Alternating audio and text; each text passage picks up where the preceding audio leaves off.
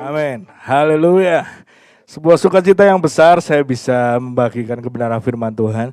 Karena Betani Salatiga adalah tempat kakak saya dan ibu saya juga beribadah di sana. Ya, dan saya cukup sering ke Salatiga dan beribadah di sana. Karena apa? Karena saya juga pelayanan di Kopeng, di cabang dari diaspora di tempat ini. Saya perkenalkan, nama saya Yeskiel Dimas Darmanto. Saya melayani sebagai youth pastor dari Diaspora Generation di Gereja GBI Diaspora Sejahtera Kota Malang. Cukup jauh, saya biasanya naik travel ya kalau ke Salatiga dan tidur di tempat ibu saya. Sebuah sukacita ketika Mas Satrio menyampaikan, Dimas kamu bisa isi ya, mumpung kita online. Jadi saya sukacita sekali dan saya cukup memikirkan apa ya materi yang saya mau bagikan, dan saya diteguhkan Tuhan untuk membagikan ini. Sebenarnya tema ini adalah tema retreat kami Diaspora Generation tahun ini. Tapi karena ada pandemik, retreat kami tunda di tahun depan. Tapi sebagai sebuah tema, ini sebuah tema pendahuluan untuk kita semakin excited di dalam Tuhan. Amin. Kita percaya bahwa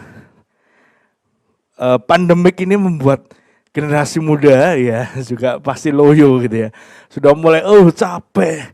Ya kalau 1 bulan awal mungkin oke, 2 bulan awal mungkin masih setengah oke. Kalau udah 3 bulan itu ya, apalagi ini masuki bulan yang baru, sampai kapan Tuhan itu ya. Tapi hari ini kita biarlah ayat ini menyemangati kita untuk kita terus maju di dalam kasih Tuhan yang luar biasa. Saya beli temanya Running Hard After Jesus. Kita harus berlari yang kencang ya, running hard ya, tetap di belakang Yesus. Kita percaya bahwa kasih Tuhan yang luar biasa memampukan kita mengerti kebenaran firman Tuhan hari ini. Ya, sebelum saya membagikan, ini foto keluarga saya, ini istri dan anak saya. Saya tinggal di Malang, sebelumnya saya tinggal di Jogja, tapi 2006 saya pindah ke sini dan 2010 saya menikah, dan 2011 saya dikaruniai 1 anak, perempuan juga, namanya Salom Joanna. Sebuah anugerah yang luar biasa. Tuhan berkati saya berlimpah-limpah. Itu karena anugerah Tuhan yang besar. Saya juga aktif kalau di dunia umum.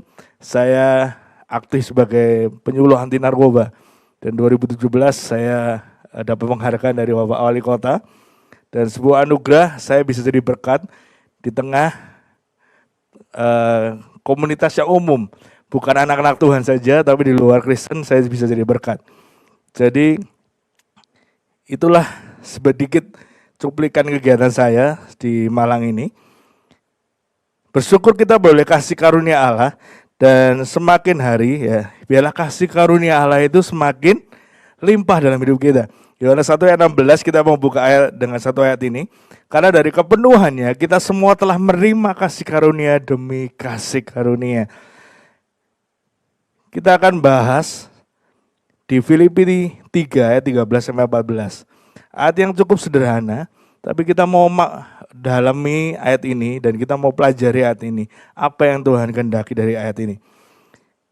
Kita akan baca bersama-sama. Saudara-saudara, aku sendiri tidak menganggap bahwa aku telah menangkapnya. Tetapi ini yang kulakukan, aku melupakan apa yang telah di belakangku dan mengarahkan diri kepada apa yang di hadapanku. Dan lari kepada tujuan untuk memperoleh hadiah, yaitu panggilan surgawi dari Allah dalam Kristus Yesus. Ya, tantangan gereja zaman now atau gereja anak muda terutama buat zaman now adalah kemajuan teknologi. Kita percaya bahwa hari ini gadget kita semakin hari semakin maju. Semakin besar kapasitasnya RAM, semakin besar kapasitas memorinya, dan semakin banyak kameranya, betul ya. Jadi bisa dibayangin dulu kita punya ada 2 kamera itu udah seneng banget. Sekarang ada 3, ada yang 4, ada yang 5. Wih, cor-coran kamera di belakang. Kemajuan teknologi nggak bisa kita hindari, betul. Anak-anak muda terutama kalau nggak ikutin kayaknya nggak update. Tapi itu sebenarnya tantangan gereja zaman now. Ya, dunia semakin jahat. Kita percaya bahwa hari-hari ini berita di televisi, wah semakin luar biasa jahat. Dunia ini semakin jahat, ya, peredaran narkoba juga semakin jahat. Ada aja celah yang digunakan. Saya cukup lama bergerak di anti narkoba dan saya melihat bahwa semakin kita giat dalam aktivitas penyuluhan, kadang kita merasa lelah juga. Ini kapan angkanya turun gitu ya. Tapi kita percaya bahwa itulah dunia yang semakin jahat. Ya, karena firman Tuhan juga katakan dunia ini akan semakin jahat dengan segala keinginannya. Yang ketiga adalah munculnya pengajaran sesat. Hati-hati generasi muda, muncul banyak sekali penyesatan. Dimulai dari apa sih? Dari berita-berita hoax. Berita-berita yang jadi viral yang sebenarnya ujungnya kita nggak tahu itu berita benar apa palsu. Dan itu adalah zaman ini adalah tantangannya, terutama buat generasi muda. Tapi Paulus memberikan teladan bagi kita. Dan itu masih relevan buat kita hari ini. Yang pertama adalah melupakan apa yang di belakang. Tadi kita udah baca Filipi 3 ayat 13, ini versi bahasa Indonesia masa kininya. Tentu saudara-saudara, saya sesungguhnya tidak merasa bahwa saya sudah berhasil merebut hadiah itu. Bayangin, Paulus yang bekerja luar biasa melayani hingga ke Asia kecil, tidak merasa bahwa saya sudah berhasil merebut hadiah itu. Akan tetapi ada satu hal yang saya perbuat, yaitu saya melupakan apa yang di belakang saya dan berusaha keras mencapai apa yang ada di depan. Paulus yang pelayanannya luar biasa, bahkan bisa menembus sampai ke non-Yahudi. Bisa bayangin, dia katakan bahwa tidak merasa bahwa saya sudah berhasil. Karena dia percaya bahwa keberhasilannya bukanlah karena usahanya, tapi karena campur Tuhan. Tidak merasa sudah berhasil ini harus kita miliki. Di Ibrani 11 ayat 9 katakan gini, karena iman ia diam di tanah yang dijanjikan itu seolah-olah di suatu tanah asing. Dan di situ ia tinggal di kemah dengan Ishak dan Yakub yang turut menjadi ahli waris janji yang satu itu. Bisa dibayangin? Dia memperoleh tanah perjanjian, ya bisa dibayangin, tapi dia seolah-olah di suatu tanah yang asing. Dia tidak merasa bahwa oh ini janji Tuhan, oh berarti sudah cukup gitu ya. Yuk hari kita bersenang-senang di sini gitu ya, kita berkebun di sini. Nah, dia merasa bahwa ini seolah suatu tanah yang asing. Wow, luar biasa. Dan Matius 5 ayat 3 dikatakan berbahagialah orang merasa tidak berdaya, hanya bergantung pada Tuhan saja. Mereka adalah anggota umat Allah. Dikatakan kalau di terjemahan barunya dikatakan yang miskin. Tapi di sini dikatakan lebih jelas, merasa tidak berdaya. Perasaan merasa tidak berdaya ini bukan berarti oh lemah, enggak. Ini diartikan di sini bahwa apa yang kita lakukan hari ini itu bukan karena kuat gagah kita, tapi karena Kristus di dalam kita. Jadi kalau kita bisa melakukan banyak hal, itu bukan karena kita hebat, enggak, tapi karena Kristus yang hebat di dalam kita. Amin. Ya, sebuah hal yang luar biasa. Diawali oleh Paulus dan kita tadi membaca bahwa apa sih yang berada di belakang. Kalau kita baca perikop ini sebenarnya ini bicara tentang judul dari Filipi 3 adalah kebenaran yang sejati.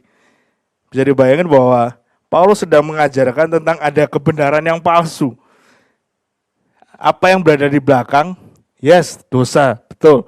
Tapi di konteks perikop ini bicara tentang kebenaran yang palsu atau penyesat-penyesat. Karena itu di Filipi 3, 8 dan 9, malahan segala sesuatu ku anggap rugi karena apa? Pengenalan akan Kristus Tuhan, Yesus Tuhan. Ku lebih mulia daripada semuanya. Oleh karena dialah aku telah melepaskan semuanya itu dan menganggapnya sampah. Supaya aku memperoleh Kristus dan berada dalam dia bukan dengan kebenaranku sendiri. Perlu digarisbawahi ya, bukan dengan kebenaranku sendiri karena mentaati hukum Taurat, melainkan dengan kebenaran karena kepercayaan kepada Kristus, yaitu kebenaran Allah yang Allah anugerahkan berdasarkan kepercayaan. Jadi kita lihat di sini bahwa Paulus orang yang sangat berpendidikan tinggi, dia luar biasa mengenal kitab Taurat. Tapi begitu dia bertemu dengan Yesus, apa yang terjadi? Di situ dia mengalami perjumpaan. Dan dia katakan pengalaman akan Kristus Yesus Tuhan lebih mulia dari semuanya. Dan semua yang dia pelajari, dia anggap sampah. Wow, kita percaya bahwa Paulus ini mengajarkan sesuatu bahwa bukan kebenarannya sendiri yang ditonjolkan, tapi kebenaran Kristus. Paulus dipakai luar biasa. Kita lihat bahwa hampir 3/4 kitab perjanjian baru ditulis oleh Paulus. Surat-surat kepada jemaat-jemaat di mana Paulus mengembalakan di sana. Tapi kita lihat bahwa Tuhan kita luar biasa. Dia katakan bahwa bukan kebenaranku, tapi kebenaran Kristus. Ya, dia yang bagikan, dia anggap semua yang dia tahu sebelumnya karena hukum Taurat itu dianggapnya sampah. Dan Roma 12 ayat 2, ini versi terjemahan sehari-hari. Keputusan yang seperti ini merupakan persembahan yang suci dan menyenangkan hati Tuhan. Dengan demikian dia akan memperbaharui pikiran kita, sehingga kita bisa mengetahui apa yang menjadi kehendak-Nya bagi kita dan apa yang terbaik dalam setiap keadaan. Maksud saya, kita bisa mengerti dan memilih apa yang baik, yang paling tepat bagi kita, serta apa yang menyenangkan hati Tuhan. Jadi, Paulus mengatakan bahwa renewing mind, perbaharuan pikiran kita, itu penting dalam hidup kita. Bukan kebenaran kita yang kita andalkan, tapi kebenaran Kristus. Di mana kita mengejarnya, mengejar untuk mengenal Dia. Respon kita sudah ditentukan cara berpikir kita. Untuk itu kita harus penuhi dengan kebenaran. Renewing mind, kita penuhi akal budi kita dengan kebenaran. Martin Luther King Jr. katakan kita tidak bisa larang ya burung itu terbang di atas kepala kita, tapi kita bisa larang burung itu bersarang di atas kepala kita. Jadi kalau banyak berita hoax yang hari-hari ini berseliweran di sosial media, kita jangan izinkan satu berita pun yang bukan kebenaran yang menghinggap di kepala kita, mengganggu pikiran kita, membuat kita berespon salah. Jadi respon kita ditentukan oleh cara berpikir kita. Nah, hari ini kita berhadapan dengan dua jalan yang berbeda. Kata dunia atau standar dunia dan kata Tuhan atau standar firman. Standar dunia bicara tentang fisik, harta, keluarga. Fisik bicara tentang seberapa banyak harta yang kamu miliki, maka kamu akan dihargai. Ya, seberapa hebat fisikmu, seberapa jauh kekuatanmu, engkau dihargai. Harta, seberapa banyak harta yang kamu miliki. Keluarga, kamu dari keluarga apa? Keluarga terpandangkah atau keluarga biasa? Standar dunia berkata kalau kamu bukan dari tidak memiliki fisik yang baik, kamu tidak memiliki harta yang cukup banyak dan keluarga yang berada, kamu tidak teranggap atau tidak memiliki harga. Ya, tapi kata Tuhan hari ini kita memilih dikasih, kita ciptaan baru dan kita memiliki tujuan ilahi. Jadi mana yang kita pilih? Standar dunia atau standar firman Tuhan? Kalau kita ikuti standar dunia, maka kita akan terperosok jauh dan jauh dan jauh jatuh ke dalam dosa. Kenapa? Kalau kita standar fisik yang kita bangun, maka kita nggak akan pede kalau kita punya badan gemuk. Kita nggak akan pede kalau punya badan kurus kering. Kita pengennya badan six pack, ya seperti saya ini. Kalau terlalu gemuk gitu, kenapa saya bisa pede? Karena ada Kristus di dalam saya. Walaupun saya masih tetap diet. Diet buat apa sih? Diet buat sehat. Ya, saya mau bilang harta. Saya nggak punya harta yang melimpah. Banyak dari kita mengukurnya dengan gadget. Ya, anak-anak muda mengukurnya dengan gadget apa yang kamu miliki. Lah, merek Cino gitu ya. Merek Cina, wah, nggak level lah. Pengennya apel kroa, ya, apel yang kecuil dikit gitu ya. Tapi kalau ikuti standar dunia kita nggak akan bisa. Tapi mari kita ikuti standar firman Tuhan. Kita telah dikasih, kita telah diubah jadi ciptaan baru dan kita punya tujuan ilahi. Roma 8 ayat 6 dan 7 dikatakan, karena keinginan daging adalah maut, tapi keinginan roh adalah hidup dalam damai, hidup dan damai sejahtera. Sebab keinginan daging adalah perseteruan terhadap Allah, karena ia tidak takluk kepada hukum Allah. Hal ini memang tidak mungkin baginya, mereka yang hidup dalam daging tidak mungkin berkenan kepada Allah. Kalau kita ikuti standar dunia, maka kita tidak berkenan di hadapan Allah. Dua, yang perlu kita pelajari hari ini adalah fokus pandangan pada Yesus. Ya, tadi melupakan apa yang di belakang kita, ya, menganggap bukan prestasi kita adalah semua karena Tuhan, bukan karena kekuat gagah kita. Kita percaya bahwa yang di belakang tadi adalah pengajaran yang tidak benar, pengajaran yang keliru. Kita mau tinggalkan itu, kita mau fokus pandangan pada Yesus. Filipi 3:14 versi bahasa Indonesia masa kininya, itu sebabnya saya berlari terus menuju tujuan akhir untuk mendapatkan kemenangan, yaitu hidup di surga. Untuk itulah Allah memanggil kita melalui apa? Kristus Yesus. Kita mau fokus, ya fokus pada Yesus. Kalau seorang pelari itu punya fokus, yaitu garis finish. Kita sebagai anak-anak Tuhan punya fokus, yaitu Yesus. Kita mau berlari pada Yesus. Ibrani 12 ayat 2, hendaklah pandangan kita tertuju kepada Yesus, sebab dialah yang membangkitkan iman kita dan melihara dari permulaan sampai akhir. Yesus Tuhan menderita di kayu salib, ia tidak peduli bahwa mati di kayu salib adalah suatu hal yang memalukan. Yesus gak pandang bahwa mati di kayu salib itu sebuah penghinaan. Ia hanya ingat akan kegembiraan yang akan dirasakannya kemudian. Sekarang ia duduk di sebelah kanan tahta Allah dan memerintah bersama dengan Dia. Kita baru memperingati kenaikan dan Pentakosta.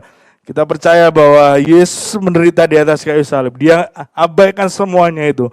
Yang dilihat adalah kemuliaan di belakangnya, di mana Dia akan bangkit, naik ke surga dan memberikan Roh Kudus, dan Dia akan datang kembali kedua kali sebagai hakim dan raja. Kita percaya bahwa fokus kita adalah kepada Yesus. Untuk itu, mari kita prioritaskan bukan pada yang fisik. Ya, beberapa minggu yang lalu saya suka olahraga dengan jalan kaki saja, dengan rute-rute yang cukup lumayan, 4 kiloan. Tapi saya sadar bahwa itu terbatas. Tapi yang saya mau bangun adalah latihan rohani. Latihan jasmani sedikit saja gunanya. Ya, kalau kita udah nggak latihan, kita mau mulai lagi terbatas. Tetapi latihan rohani berguna dalam segala hal, sebab mengandung janji untuk hidup pada masa kini dan masa yang akan datang. Jadi kita mau prioritaskan latihan rohani kita. Latihan rohani itu bicara apa? Ya ini, baca dan renungkan Alkitab, berdoa, berpuasa, memuji dan menyembah Tuhan, bersyukur dalam segala hal, bertobat, pengakuan dosa, saat teduh, rajin beribadah. Mari kita mau latihan. Kita mulai baca firman Tuhan, kita mulai berdoa, melatih berpuasa, memuji dan menyembah Tuhan sendiri. Karena semuanya online hari ini, kita berlatih. Ya, Tuhan mau singkirkan semua yang gak esensi dalam hidup ini. Ya, segala hal yang dulunya kita anggap, wah akan menarik kalau ada band gitu ya. Akan menarik, akan lebih ngangkat kalau ada pemusik. Akan lebih ngangkat kalau ada penyanyi. Hari ini kita dilatih untuk menyembah sendiri di rumah. Bukan bergantung pada musik, bukan bergantung pada suara yang merdu, tapi bergantung pada hati yang melekat kepada Tuhan. Dan yang tiga, yang penting nih, berlari dengan tekun. Seorang pelari itu selalu berlari dengan tekun. Dia lalui step by step, 1 meter, 2 meter, 3 meter, dia terus lari. Ya, itu sebabnya saya berlari terus menuju tujuan akhir untuk mendapatkan kemenangan, yaitu hidup di surga. Untuk itulah Allah memanggil kita melalui Kristus Yesus. Ya, biarlah hari ini walaupun kita ibadah online tidak menyurutkan semangat kita, tapi kita mau berlari. Kita percaya ada tujuan ilahi di depan, yaitu hidup berkemenangan dalam Kristus dalam surga sana. Kita percaya bahwa butuh kesungguhan hati. Ya, seorang pelari perlu latihan. Ya, seorang pelari perlu beban untuk latihan. Dia taruh beban di kakinya, bahkan pelari bahkan pakai parasut untuk dia melatih kekuatan kakinya. Ya, Roma 5 ayat 3 sampai 4, 3 dan 4 dikatakan gini. Dan lebih dari itu kita pun gembira dalam penderitaan, sebab kita tahu bahwa penderitaan membuat orang menjadi tekun, dan ketekunan akan membuat orang tahan uji. Inilah yang menimbulkan pengharapan. Jadi kuncinya, ya tadi ini bahasa versi Indonesian Standard Version, English Standard Version. Not only that, but we also boast in your suffering, knowing that suffering produce endurance. Endurance produce karakter, dan karakter produce hope. Jadi penderitaan itu akan menghasilkan apa? Ketekunan. Endurance, daya tahan. Tahan uji. Ketekunan menghasilkan tahan uji, bicara tentang karakter. Dan tahan uji menghasilkan pengharapan. Kita percaya bahwa kalau hari ini kita menderita, di tengah pandemik, di tengah apapun, yang seakan-akan membuat kita, kerohanian kita rasanya kok susah, berat, penderitaan. Wah, kita mau ibadah aja susah banget ya. Pengen ketemu teman-teman aja susah. Tapi hari ini biarlah penderitaan kita menghasilkan ketekunan, dan ketekunan menghasilkan tahan uji, dan tahan uji menghasilkan pengharapan. Ya, proses penderitaan harus dihadapi. Firman Tuhan hanya dua cara, ditarik keluar dari zona nyaman, itu seperti Ayub dan Yusuf, atau melangkah keluar dari zona nyaman, itu Daud dan Kaleb. Jadi semua kita harus meninggalkan zona nyaman. Kita mungkin nyaman dengan suasana ibadah, kita nyaman dengan AC yang dingin, tapi hari ini kita harus dilatih bahwa esensi dari ibadah adalah hati yang menyembah, bukan dari fasilitas, bukan dari semuanya itu. Kita ditarik keluar dari zona nyaman, atau kita mau melangkah keluar. Ayub harus melalui banyak perkara yang tidak menyenangkan, bahkan sakit. Dia mengerti bahwa dulu dari kata orang aku mengenal Tuhan, tapi sekarang aku mengerti. Karena apa? Karena mengenal Tuhan secara pribadi. Yusuf, dia harus masukin sumur dulu, di penjara, difitnah, akhirnya dia jadi Perdana Menteri.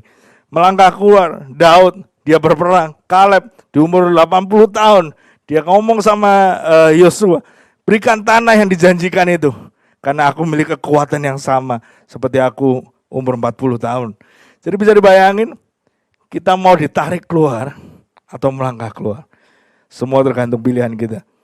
Kesimpulannya, seperti Paulus katakan, dan ini hafalan saya yang paling saya suka sepanjang tahun ini. 1 Korintus 15 ayat 10, versi bahasa Indonesia masa kini.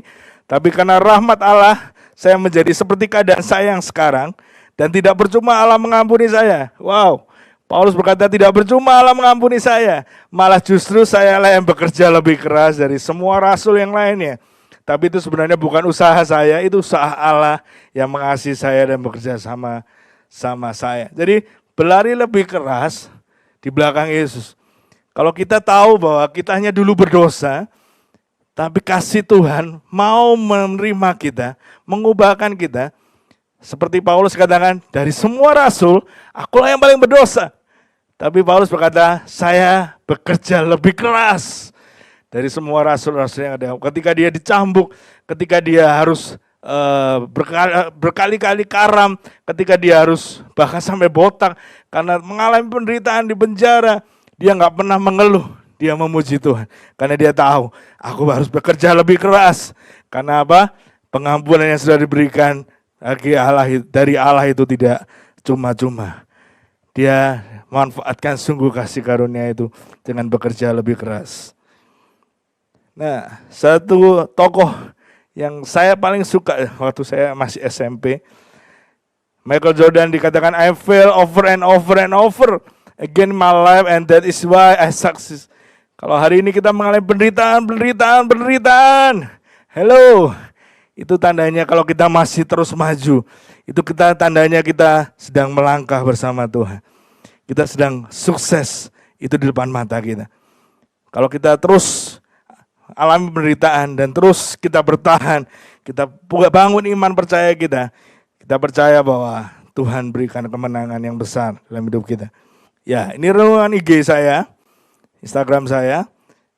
If you run into a wall, don't turn around and give up. Figure out how to climb it.